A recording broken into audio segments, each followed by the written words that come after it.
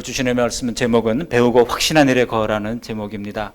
젊은이들이 요즘 사용하는 말 가운데 썸 탄다라는 말이 있잖아요. 썸 탄다라는 말이 도대체 뭘까? 썸띵의 준말을 그냥 썸 탄다 이렇게 얘기를 하는데요. 제가 좀 찾아보니까 이 관계가 완전히 연인 관계로 발전되기 전의 상태를 일컫는 말이라고 합니다. 그러니까 이게 완전히 연인 관계면 그냥 친구 관계 혹은 연인 관계 이렇게 얘기할 텐데 그 정도가 아닌 것이죠. 그래서 썸 탄다는 말은 한마디로 말하면 연인인지 아닌지 알 수 없는 알쏭달쏭한 상태를 일컫는다는 겁니다. 그런데 하나님과의 관계에서도 이렇게 썸 타는 이들이 있습니다. 하나님이 정말 내 아버지시고 나는 그의 자녀인가 확신이 서지 않는 사람들입니다. 예수 믿은 지는 오래되었지만 여전히 관계가 확실치 않습니다. 이런 사람들을 그냥 교인이라고 그래요. 교인에서 우리는 신자로 바뀌어야 됩니다. 여러분, 천국에서 가장 억울할 사람이 누군가? 교인이기만 하고 신자가 아닌 사람들이 가장 억울할 것 같아요. 교인이기만 했는데 가보니까 천국에 못 가는 겁니다. 신자가 아니기 때문에. 물론 교회 밖에 신자도 있잖아요. 이 사람들도 안타까운 사람입니다. 주님께서는 아무리 사람들로 구성된 교회가 때로는 문제가 있다 할지라도 교회를 주님께서 피로 값주고 사신 교회라고 말씀하지 않았습니까? 하나님의 피로 값주고 사신 교회. 그러므로 우리는 주님의 몸된 교회를 사랑하고 잘 섬길 필요가 있는 것입니다. 그러니까 중요한 것은 우리는 어떤 사람이 되어야 됩니까? 교인이면서 동시에 신자가 되어야 되겠죠. 당연히 교인이면서 동시에 신자가 되어야만, 그래야 성도 안에 풍성한 교통도 누리고 하나님의 피로 값주고 사실을 교회를 귀중히 여기는 가운데 신자로서 천국을 유업으로 받을 수 있을 것 아니겠습니까? 지금 우리 시대는 불확실한 시대입니다. 내일이 어떻게 될지 잘 알지 못하는 시대입니다. 다음 세대인 우리 자녀들을 보면 특별히 미래에 대하여 불확실하고요. 성공에 대해서도 불확실하고요. 결혼에 대해서도 확신이 없습니다. 그래서 10대부터 30대까지 사망월인 1위를 조사를 해보니까 자살이 압도적으로 많다고 하는 겁니다. 도대체 희망이 없고 소망이 없는 겁니다. 미혼 남녀 24%가 결혼을 포기했다고 합니다. 결포자가 너무나 많아지고 있어요. 그런데 이것보다 더 큰 문제는 진리에 대한 확신이 없다는 데 더 큰 문제가 있습니다. 하나님 사랑, 죄사함, 성령의 인도함에 대한 확신이 없습니다. 예수 믿은 지는 오래되었지만은 하나님과의 관계가 확실하지 않으니 늘 하나님과 썸만 타는 관계일 뿐인 것입니다. 지난해 교회 성장 연구에서 기독 청소년 10세부터 20세까지 대상으로 설문조사를 했는데요. 그중에 42%가 구원의 확신에 대해서 잘 모르겠다라고 대답을 했다는 겁니다. 그러니 교회를 다니는 청소년들 거의 2명 중 1명은 구원에 대한 확신이 없는 상태라는 겁니다. 그런데 하나님은 확신 없는 것을 싫어하십니다. 그래서 오늘 제목도 뭐예요? 배우고 무슨 일에 거하라? 확신한 일에 거하라고 말씀하고 있는 겁니다. 예수님은 이 땅에 오셔서 우리를 위하여 죽으심으로 우리에 대한 자기의 사랑을 확증해 보이셨습니다. 로마서 5장 8절 말씀 우리 한번 같이 읽어보실까요? 로마서 5장 8절. 우리가 아직 죄인 되었을 때에 그리스도께서 우리를 위하여 죽으심으로 하나님께서 우리에 대한 자기의 사랑을 어떻게 했다고요? 확증하셨느니라. 하나님은 확실한 것을 좋아하십니다. 우리를 사랑하시되 확실하게 사랑하시는 것을 주님께서 기뻐하시는 겁니다. 그래서 오늘 사도 바울은 죽음이 임박한 마지막 그의 사역의 막바지에 확신한 일에 거하라고 말씀하고 있습니다. 믿음의 아들인 디모데, 또 에베소 교회 사역자로 세운 그 디모데에게 배우고 확신한 일에 거하라고 권면을 한 겁니다. 확신한 일에 거하라는 말은 계속해서 머물러라고 하는 뜻이고 굳게 붙들러라고 하는 말씀입니다. 확신을 가지고 굳게 붙들며 살라는 말씀입니다. 사도 바울이 세상을 떠나기 직전에 믿음의 아들이요 목회자인 디모데에게 이렇게 확신을 강조한 이유가 있습니다. 오늘 주시는 말씀을 통해서 두 가지 대조로 말씀을 나눕니다. 첫 번째로 왜 확신을 가져야 하는가 하는 것이고, 두 번째로는 누가 확신을 가져야 하는가, 이런 질문을 풀어가면서 함께 말씀의 은혜를 나누고자 합니다. 첫 번째로 왜 확신을 가져야 합니까? 확신이 없으면요 신앙생활이 불가능하기 때문입니다. 확신이 없으면 복음을 증거하는 것도 담대히 할 수 없어요. 안드레 전도밖에 못하는 겁니다. 안드레 전도가 그냥 와보라는 거예요. 그냥 와보라, 거기까지밖에 못하는 겁니다. 데리고 교회에 오는 것, 그 이상은 할 수가 없어요. 왜 우리가 복음을 믿어야 하는지, 예수 믿는 것이 무엇인지, 예수 믿는 구원의 기쁨과 감격이 무엇인지, 이거를 설명할 도리가 없는 겁니다. 예수님만이 길이요 진리요 생명이라고는 확신, 죽음은 끝이 아니라 새로운 영혼으로 진입하는 시작이라고는 확신이 있어야 우리는 비로소 복음을 담대하게 전할 수 있는 것 아니겠습니까? 확신이 없으면 영적 전쟁도 제대로 할 수 없습니다. 기도도 할 수 없고 평안을 누릴 수도 없습니다. 그러나 확신 있는 사람은 온갖 풍랑 속에서도 하나님을 찬양할 수 있는 그런 믿음 있는 사람들인 것입니다. 신앙생활 하면서도 마음에 늘 두려움이 가득 차 있는 이유가 무엇입니까? 바로 확신이 없기 때문입니다. 하나님이 나와 함께 하신다는 확신, 모든 것은 합력하여 선을 이룬다는 확신, 지금 고난 가운데 있을지라도 이 연단을 통해 마침내 정금같게 나오게 될 것이라고 하는 확신이 없기 때문입니다. 또 확신이 없으면요, 그의 가르침은 사람을 변화시키지 못합니다. 우리 주일학교 교사님들 일부 예배 나와서 예배하고 또 아이들 데리고 오고, 그리고 11시에 우리 작년 예배 드리는 시간에 동시에 같은 시간에 아이들 예배 드리면서 또 섬기잖아요. 그런데 여러분, 확신이 없다면 능력이 나타나지 않습니다. 그 전하는 메시지에 무슨 능력이 나타나겠습니까? 목회자도 마찬가지죠. 목회자도 확신이 있어야 하고 부모도 마찬가지입니다. 자녀들이 신앙생활 잘하기를 바라는 그런 희망만으로는 자녀들의 신앙생활 잘하게 되는 거 아닙니다. 확신을 가지고 자녀들에게 가르칠 수 있어야 하는 것입니다. 너는 아무리 바빠도 예배의 사람이 되어라. 너는 정말 하나님이 찾으시는 예배자가 되라. 그렇다면 하나님께서 너를 책임져 주실 것이다. 지금 당장은 어려울 수 있겠지만 하나님이 반드시 너를 들어 쓰실 것이다. 하나님이 너를 축복의 통로로 사용하실 것이다. 그렇게 자녀들을 축복하면서 기도하면서 용기를 주고 소망을 주는 일들을 누가 할 수 있겠습니까? 확신 있는 자만이 할 수 있는 겁니다. 이런 확신이 있어야 자녀들에게 주일 성수해라, 온전히 11조를 드려라, 손해보더라도 정직하게 살아라 말할 수 있는 것 아니겠습니까? 확신이 있어야 가르침이 힘이 있고 변화받을 수 있는 것입니다. 또 확신 있는 자가 미래를 앞당겨서 오늘을 살 수 있습니다. 하나님의 말씀에 대한 확신, 신실하신 하나님에 대한 확신으로 사는 사람은 눈앞에 고난이 힘들고 어려울지라도 장차 이 고난이 내게 유익할 것이다, 굳건히 믿는 겁니다. 때문에 오늘을 감사할 수 있는 겁니다. 평안을 누릴 수 있는 겁니다. 하나님의 사람은 지금 내가 처한 상황만을 보지 않습니다. 상황은 항상 어려웠어요. 그렇지 않습니까? 지금이 제일 어려운 것 같아도 돌아보면 훨씬 더 어려웠던 순간들이 많았습니다. 그렇기 때문에 지금 현상 상황만을 바라보지 않습니다. 하나님의 말씀을 붙들고 미래를 바라보는 사람입니다. 현재의 고난은 장차 우리에게 나타날 영광과 좋게 비교할 수 없다 했던 그 말씀을 믿기에 인생의 밤을 지나면서도 하나님을 찬양할 수 있는 겁니다. 깊은 웅덩이와 수렁 가운데 빠져 있을 때도 역전의 하나님을 노래할 수 있는 것 아니겠습니까? 우리 하나님은 역전의 하나님이십니다. 우리 늦게 예수 믿었다고 늦게 세례받고 했던 분들 걱정할 필요가 없습니다. 우리 주님이 뭐라고 그랬어요? 먼저 된 자 나중되고 나중된 자 먼저 될 자가 많으니라 그랬잖아요. 다 그렇게 된다는 건 아니지만은 먼저 된 자 나중되고 나중된 자가 먼저 될 자가 많으니라 그랬어요. 많은 사람들이 그렇게 될 수 있다는 겁니다. 반대로 여러분, 미래를 앞당겨서 오늘을 걱정하며 사는 사람들이 너무나 많아요. 그러다 보니까 일어나지도 않았을, 일어날 일도 아닌데 미리 끌어다가 오늘을 염려하는 사람들이 얼마나 많은지 모릅니다. 회사에 입사하면서부터 해고될 날을 생각합니다.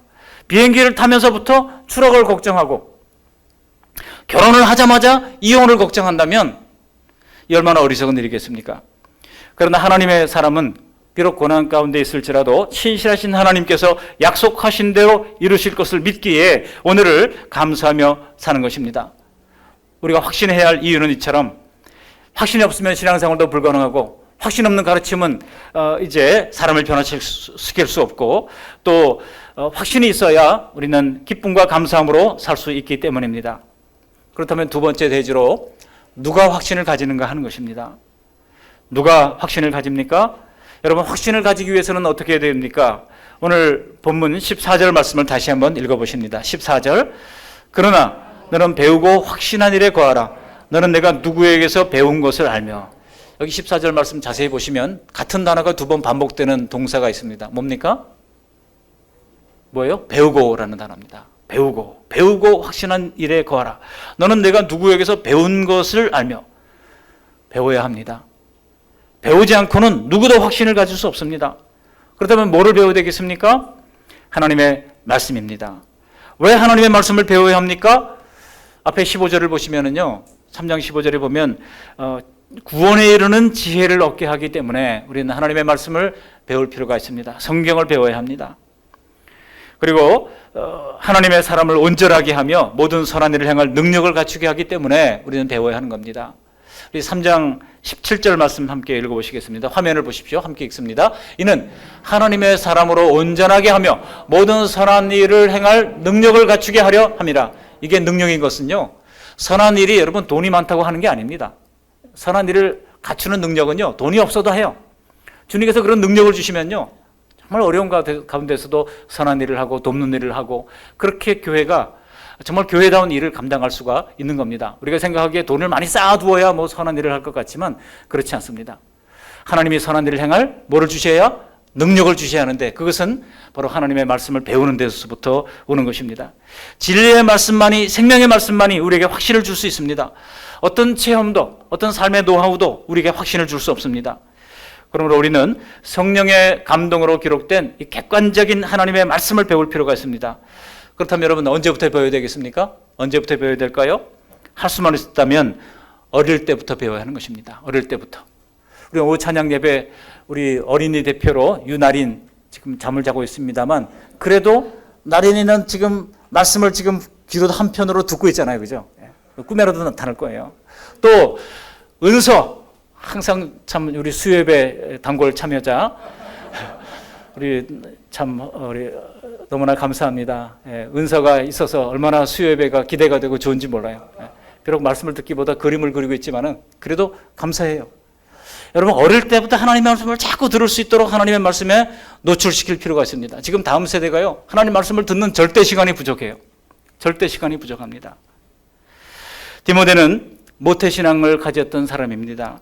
그는 어려서부터 외조모 로이스와 어머니 유니게를 통하여 말씀을 배웠던 사람입니다.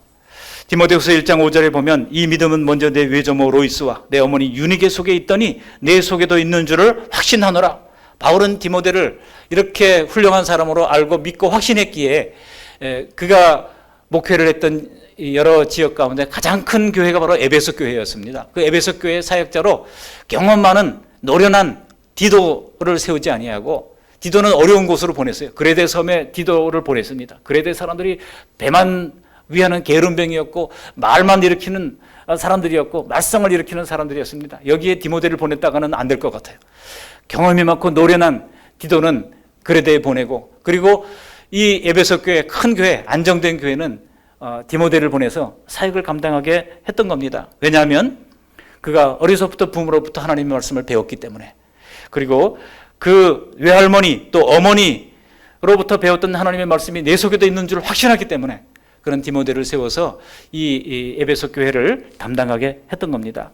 사람은요, 끊임없이 나이를 초월해서 배워야 합니다. 제가 어떤 분의 글을 읽다 보니까 이분이 나이가 80인데 뭐라고 썼는가 하니, 이 글은 나에게 굉장히, 이 책은 나에게 굉장히 유익하다. 뭐라고 썼는가 하니, 나의 미래 연구에 굉장히 도움이 될 것 같아서 유익하다, 이렇게 썼더라고요. 아니, 나이가 80이면 우리가 생각하기에 인생을 정리하고 준비를 해야 할 같은데, 그 나이에 나의 미래 연구에 굉장히 중요한 책이라고 썼더라고요. 얼마나 참 용기를 주는 말입니까? 그래서 여기 아기가 또 있네요. 서진이, 라진이 감사해요. 우리 주일학교 아이들도 찬양을 하고 말씀을 배울 수 있다면 얼마나 좋겠습니까? 철학자 피타고라스는요, 수학자이기도 하지만 피타고라스는 철학자입니다. 산다는 것은 배우는 것이다, 잘라서 말했습니다. 여러분, 살아있으려면, 살아있는 특징은요, 배우는 겁니다. 끝없이 뭔가를 배우는 겁니다. 칸트도 인간은 교육을 필요로 하는 유일한 창조물이다 그랬어요. 인간은 교육을 필요로 하는 유일한 창조물이다. 교육에 의해서만 인간은 인간다운 인간이 된다고 그랬습니다. 그렇습니다. 우리는 나이와 무관하게 배울 필요가 있습니다. 배워야 변하는 시대에 적절하게 대응하면서 확신을 가지고 살 수 있는 겁니다. 세상의 역사와 정보와 지식도 배워야 합니다. 그러나 하나님의 사람은 그것보다 먼저 성령의 감동으로 기록된 하나님의 말씀을 배울 필요가 있습니다. 그래야 확신을 가지고 살아갈 수 있습니다. 확신이 하루아침에 생겨나던가요? 그렇지 않습니다. 확신은 혈육에서 생겨난 게 아닙니다. 저희 바로 위학님 제가 몇 말씀드렸잖아요. 아우 목사님이 계시는데 뭐 하나님 나를 긍휼히 여겨주시겠지. 제가 잘라 말했어요. 각각 예수 믿고 구원받으라고 그랬습니다. 요한복음 4장을 잘 살펴보세요. 각각 예수 믿고 구원을 받는 것이지 뭐 동생이 목사님이기 때문에 구원받는 거 아닙니다라고 얘기했더니 깜짝 놀라더라고요. 요즘은 얼마나 열심히, 저보다도 더 부지런하게 잘 섬기면서 살고 있는 것 같아요. 배워야 합니다. 하나님의 말씀을 철저하게 배울 필요가 있습니다. 암송하고 묵상하고 말씀 안에 거하는 훈련을 할 필요가 있습니다. 근데 요즘 성경 없이 신앙생활하는 아이들이 너무나 많아요. 성경 가면, 교회 가면 얼마든지 널려져 있고, 실상 자녀에게 말씀을 가르치는 부모도 별로 없습니다. 그러다 보니 부모는 신앙이 있는데 자식은 신앙이 없습니다. 신앙이 없다 보니 당연히 확신이 없고, 확신이 없다 보니 자기 소견에 오른 대로 행하는 거예요. 여러분, 소견에 오른 대로 행하는 시대가 어떤 시대입니까? 성경에 보면 사사시대 아닙니까?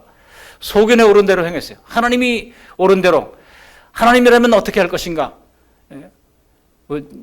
JJWD 운동이 있잖아요. 그죠? What would Jesus do?입니다. 예수 그리스도라면 어떻게 했을 것인가? 이런 상황 속에서 예수님은 어떻게 했을 것인가? 늘 그것을 묻고 생각하는 사람이 필요한 것입니다.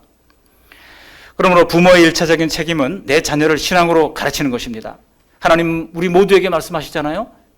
잠언서 22장 6절 말씀 함께 읽어보실까요? 마땅히 행할 것을 아이에게 가르치라. 그리하면 늙어도 그것을 떠나지 아니하리라. 그렇습니다. 그러므로 부모된 우리는 자녀들에게 하나님의 말씀을 가르쳐야 합니다. 언제부터 가르쳐야 합니까? 태중에 있을 때부터 해야 됩니다. 우리 김남경 자매님 지금 24주를 지나고 있습니다만 오늘 굉장히 많이 배가 불렀더라고요. 지금부터 찬양하고 기도하고 말씀 읽고 하면서 아이들에게 그 말씀을 들려줄 필요가 있습니다. 그래서 태중에서도 하나님의 말씀을 배울 수 있도록 할 필요가 있는 겁니다. 그렇게 된다면 늙어도 말씀을 떠나지 않는다고 말씀하고 있습니다.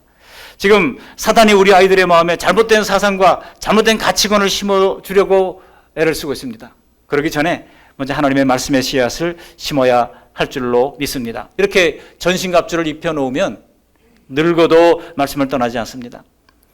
목회하면서 보니까요, 주님을 떠났다가 젊은 날에 떠났다가 나중에 다시 손들고 주님 앞에 돌아오는 사람들을 보니까 한결같이 주일학교 때 다녔던 사람, 옛날에 어릴 때 신앙생활 했던 사람, 그런 사람들이 다시 돌아오더라고요. 그렇지 않은 사람들은 돌아올 기회가 별로 없습니다. 실제로 통계가 그것을 말해주고 있어요. 그러므로 사람은 깨닫는 대로 살아가는 것이 아니라 하나님의 말씀을 읽고 말씀을 배운 대로 살아가도록, 말씀에 익숙하도록 만들어줘야 합니다. 사람은요, 익숙한 대로 살아가거든요. 물론 깨달아서 말씀이 우리의 심령에 새겨지고 뜨거워지기도 하지만 그 감동 그대로 그게 지속되지 못할 때가 많습니다. 왜냐하면 익숙해져 있지 않기 때문입니다. 인간은요, 익숙한 대로 살아가는 존재입니다. 그러므로 어릴 때부터 철저하게 하나님의 말씀을 암송하고 묵상하고 말씀대로 살도록 거룩한 습관, 예배하는 습관, 찬양하는 습관, 기도하는 습관 만들어줄 필요가 있습니다.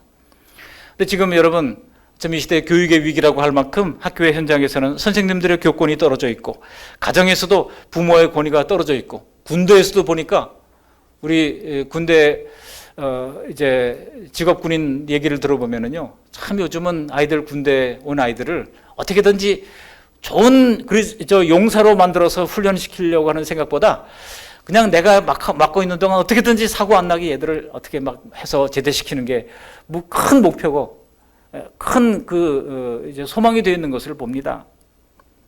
그러다 보니 여러분, 인권이라고 하는 미명 아래 주일 성수해라, 혹은 육신의 양식 먹기 전에 영의 양식 먼저 먹어라, 기도하고 밥 먹어라, 시험보다 예배가 먼저다, 온전한 자녀가 이렇게 11조를 드려야 한다라고 가르치는 부모를 뭐 종교차별이다, 혹은 이제 뭐 자유를 윽박지른다, 이렇게 고발하는 일들이 일어나고 있습니다.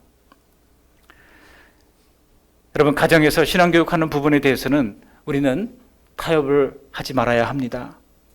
여러분, 우리가 하나님을 선택하거나 또 세상을 선택하거나 그 권리는요, 세상의 어떤 그 법으로 만들 수 있는 게 아닙니다. 진정한 민주국가라고 하면 그 권리를 국민에게 넘겨주는 겁니다. 말씀을 정리합니다. 우리가 사는 이 세상은 지금 악한 자들과 속이는 자들이 너무나도 많습니다. 오늘 말씀 전에 13절에 보면 이렇게 말씀하고 있어요. 이렇게 말씀합니다. 함께 읽어보실까요? 악한 사람들과 속이는 자들은 더욱 악하여져서 속이기도 하고 속기도 하나니. 속이기도 하고 속기도 한다는 겁니다.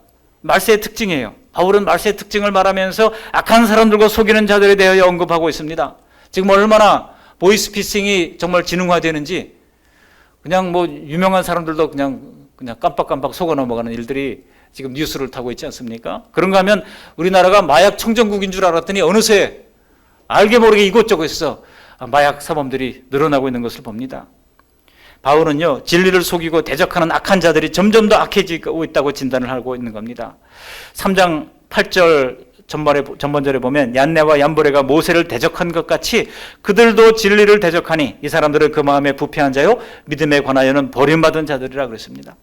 여기 얀네와 얀브레는 아람어인데요, 유혹하는 자 혹은 반란을 일으킨 자라는 뜻입니다.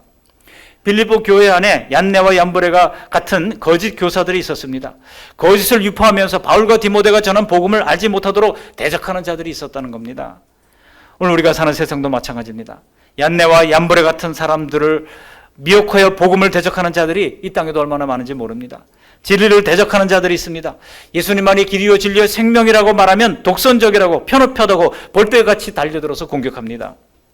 다른 종교는 그렇지 않은데 유독 기독교만이 배타적이라고 비판을 합니다. 지금 세상은 다 종교다원주의로 지금 흐르고 있습니다. 뿐만 아니라 지금 우리는 창조 질서를 뒤흔드는 젠더 이데올로기의 시대에 살고 있습니다. 젠더 이데올로기가 뭡니까? 과거에는 남자 여자 그랬는데요. 영국의 얘기를 들어보니까 제가 잠깐 있었을 때는 보니까 우리 아이가 초등학교 다닐 때거든요. 거기 당신은 이 아이의 하고 이제 거기 괄호가 여러 개가 나와요. 이 아이의 아버지입니까? 어머니입니까? 아버지의 친구입니까? 어머니의 친구입니까? 뭐 당신의 친척입니까? 하고 그 보호자를 가디언을 이렇게 쓰는 칸이 나와요. 그 중에 하나를 체크하도록 되어 있어요. 그래서 우리나라에서는 그냥 어머니, 아버지 이름 이렇게 쓰도록 되어 있는데 이렇게 복잡한가 이런 생각을 했는데요. 요즘은요, 거기다가 당신은 당신의 이 아이의 아버지입니까? 어머니입니까? 이런 말을 쓰지도 못하게 한다는 거예요. 거기다 뭐라고 쓰는지 아십니까? 남자가 남자와 더불어서 가정을 이루기도 하고 여자와 여자로 가정을 이루기도 하기 때문에 아버지, 어머니 개념을 거기에 쓰지 말라는 겁니다. 그래서 뭐라고 쓰고 있습니까? 당신은 이 아버지의 첫째 보호자입니까? 둘째 보호자입니까? 세 번째 보호자입니까? 이런 식으로 쓰도록 그렇게 해놨어요. 그러니까 이제 아버지, 어머니 개념을, 양성의 개념을 전부 다 없애버렸습니다. 그러니까 젠더 이데올로기라고 하는 것이요, 남자와 여자라고 하는 양성 개념에서 벗어나서 LGBT를 포함한 온갖 다양한 성을 차별 없이 인정하라는 것입니다. 이것은 창조 질서를 거부하는 것입니다. 한 가정 안에서 부모로서 가지는 위치를 완전히 무력화하려고 하는 잘못된 이념인 것입니다. 인류가 지금까지 지켜온 도덕과 정절을 부정하고 동성애를 옹호하는 것입니다. 남성과 여성의 구별 없이 중성적 호칭을 통하여 모든 사람들의 동일성을 추구하는 겁니다. 실제로 스위스의 많은 중등고등학교에서 이미 아버지 어머니를 그냥 없애고 부모 1, 부모 2 이렇게 쓰도록 이렇게 만들었어요.